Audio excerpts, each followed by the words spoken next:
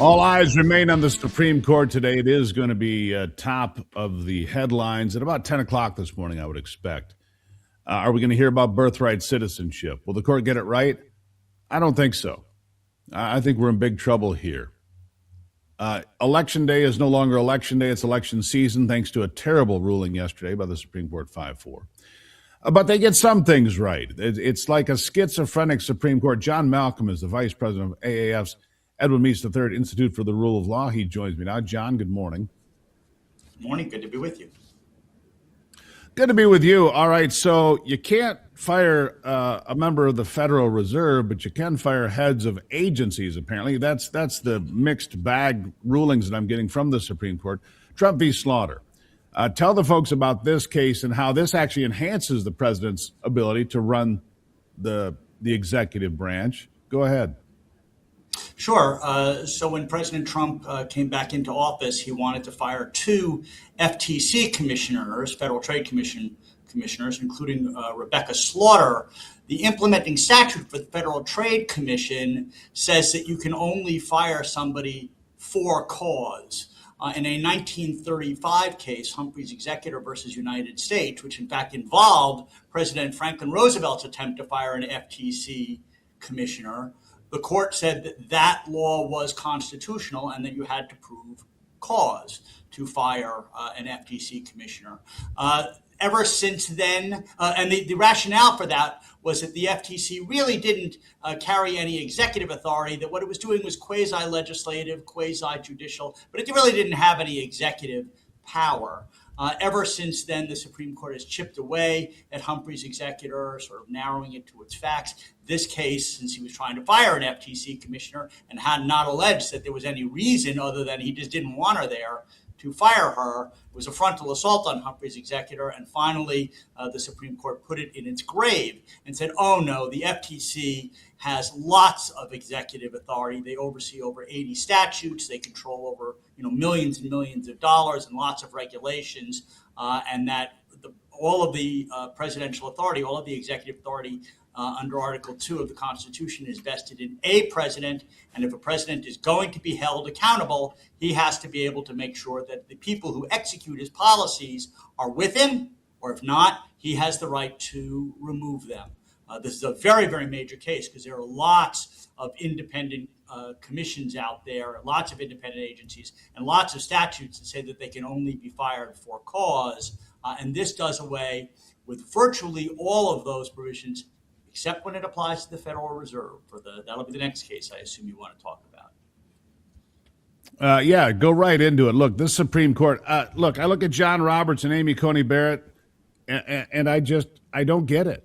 They get some things right and they get some things very, very wrong. And I guess the concern here for me is you've got the left that wants to pack the court, and yet they get rulings like this that are very much in line with what they want. And so I'm confused, but go ahead, go into the next thing.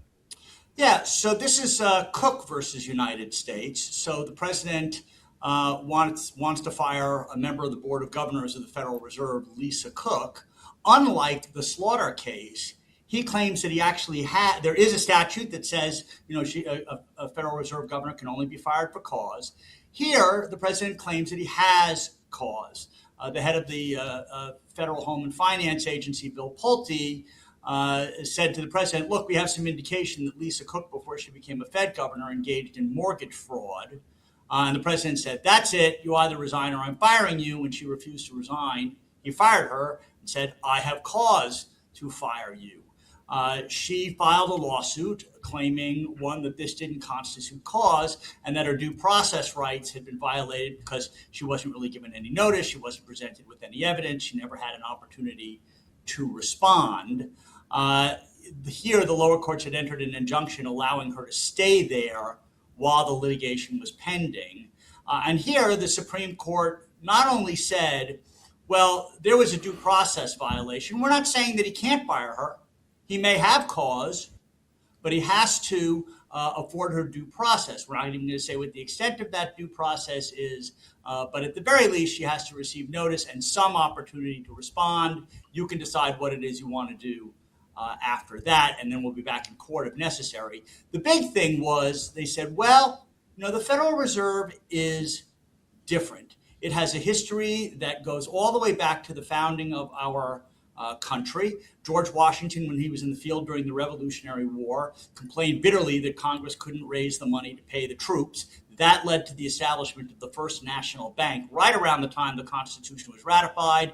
Then we had a second national bank. There was a hiatus after Andrew Jackson refused to reauthorize the Second National Bank. There were all kinds of financial crises as a result of that. And then Woodrow Wilson created, and has, ever since then it's been amended, the Federal Reserve. It has, in other words, a very rich history and long history that has coexisted with Article 2 of independence. And it is simply too important to not only our economy, but the world's economy to leave this question open. Therefore, we are going to say that this institution, because of its rich history and long history of being independent, that it's okay for Congress to pass a statute that says if you want to remove a governor of the Federal Reserve, you have to have cause. Benjamin Franklin warned us about central banks and national banks, didn't he? Said it was a terrible idea. Now, it might have a lot to do with what goes on in the world, but it's not really a federal agency. It's private more than anything. The Federal Reserve is not really controlled by us, is it? Well, it's a mixture. I mean, they just confirmed a chairman of the Federal Reserve, so the president has some say in terms of who the governors are. Yes, there were some people like Andrew Jackson, Benjamin Franklin, who were opposed to a Federal Reserve or a national bank. There were others like Alexander Hamilton who established it. James Madison was initially very much opposed to it. When he became president, he said, actually, that was a pretty good thing, and he chartered the second national bank. So the Fed has its fans and its detractors, and the one thing we do know now, although the president here purports to have cause to fire Lisa Cook, and maybe in the end he'll still be able to fire her for cause, but he's going to have to show cause. He can't do like he did with Rebecca Slaughter, which is to say, I just don't have confidence in you and I want you gone. Yeah. Only time will tell, sir. Only time will tell. John Malcolm from AAF. Appreciate the insights. More Supreme Court rulings coming, and God help us. I would say that, sir. Thank you for being here. Good to be with you. Yeah, appreciate it.